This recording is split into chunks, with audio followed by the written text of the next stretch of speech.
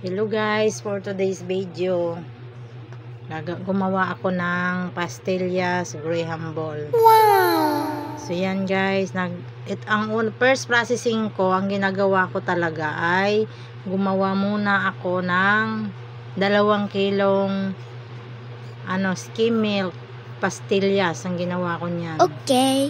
Kasi pag sabay-sabay mong gagawa ka guys, maramihan kasi yung ginagawa ko. Wow! Yan, gumawa muna ako ng marami, 2 kilo po yung ginagawa ko.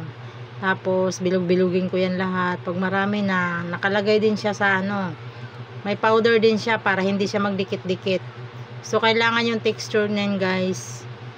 Yung texture niyan kailangan tsansahin mo, hindi siya mabasa, kasi pag mabasa niyan magdidikit-dikit yan pag ilagay mo sa ref. Dapat talaga matigas siya. So yan, tapos na ako sa sa pastillas.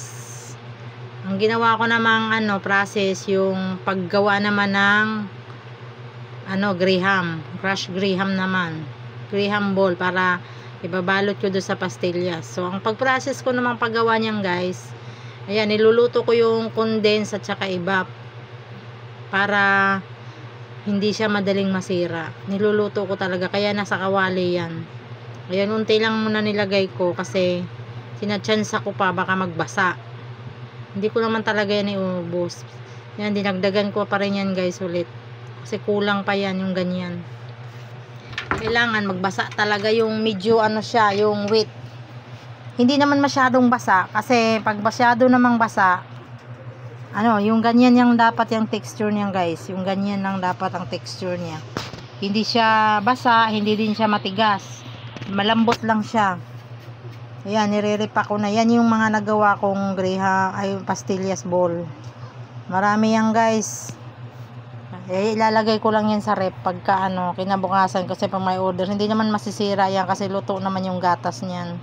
Kaya nakalagay yan sa Tupperware para safe talaga siya. Hindi siya dapuan ng kahit anong mga something mga langaw-langaw.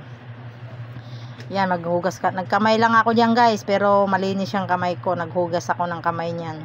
Time to time naman ako maghugas. Every time na humawak ako, mag-transfer ako. Yan, pag humawak ka kasi niyan, malagkit yan. So pagka humawak ako sa ibang bagay, naghuhugas ako niyan after.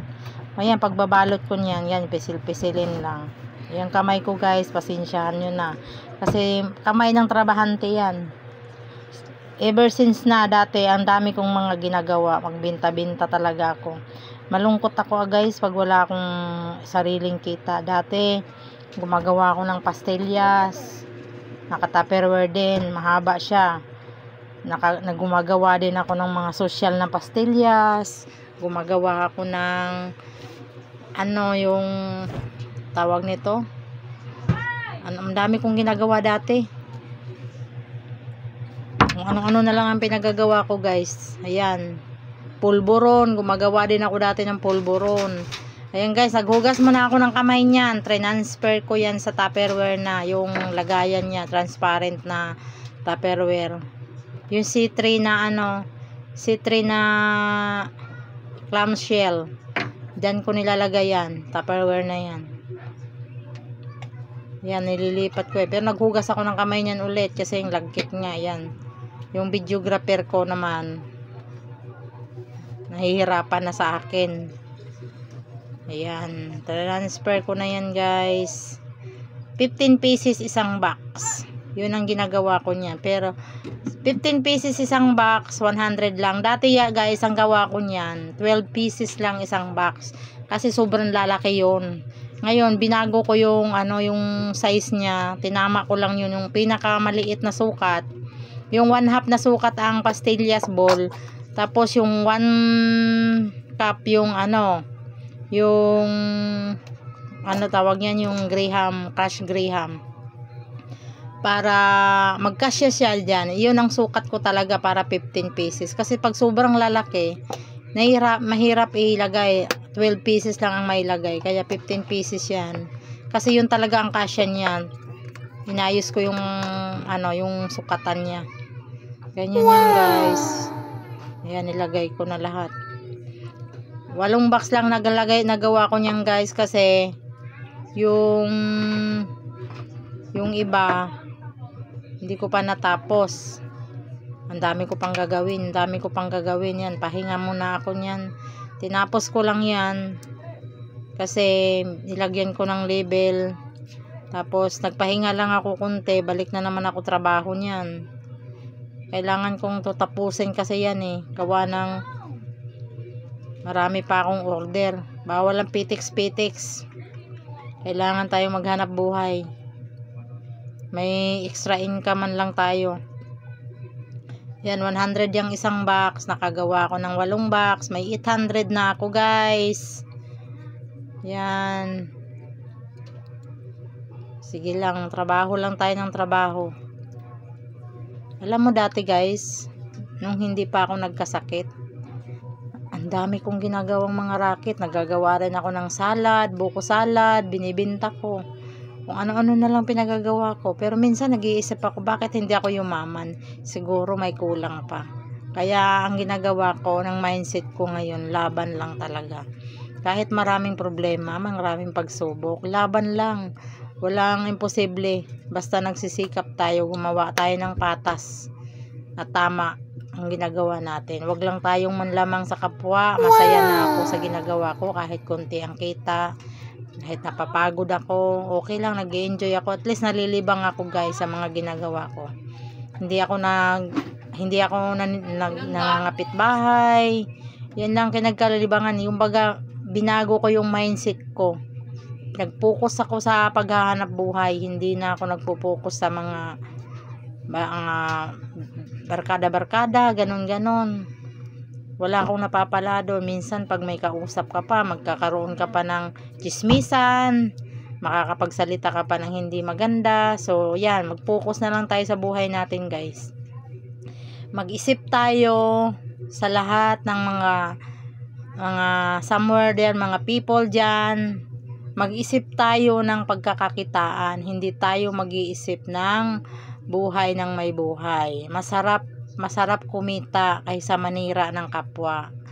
Yun lang, guys. Yun talaga ang mindset ko. Binago ko talaga yung mindset ko sa buhay.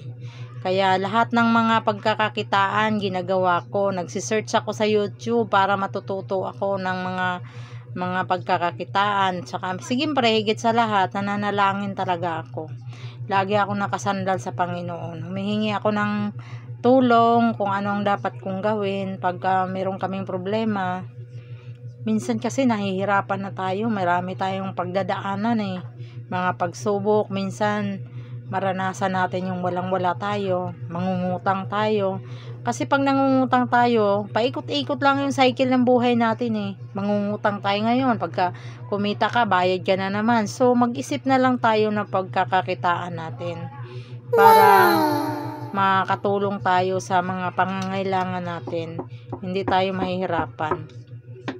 Ang hirap ng mag-budget ngayon. Sa'yo ang nakahasa lahat. Sa'yo nakaasa yung mga problema. Sa'yo nakaasa yung mga pangangailangan.